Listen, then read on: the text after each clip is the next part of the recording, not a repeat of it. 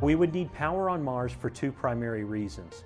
The first is the astronauts need power for their habitat so that they can make oxygen, we can purify water.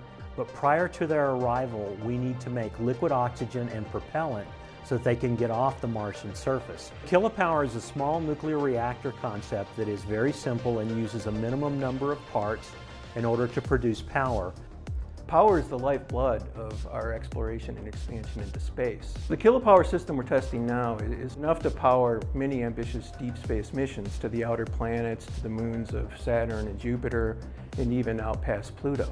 Kilopower is the result of lessons learned over the past decades of trying to get space reactors established. We went back and tried to make this system as simple as we could.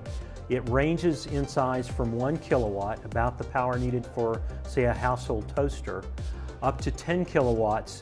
And at 10 kilowatts, we would use 4 or 5 of them on Mars in order to make fuel and to produce power for the habitat.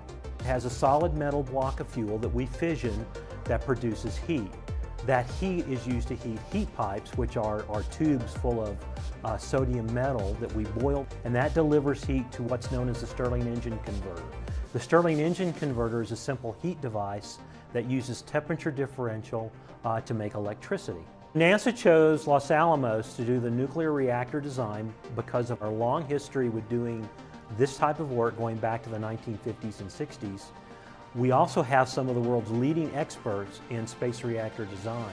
In the future, we want to take Kilopower to the next step. We want to test more of its reliability and its safety, and also do the types of tests NASA requires in order for a system to actually go into space.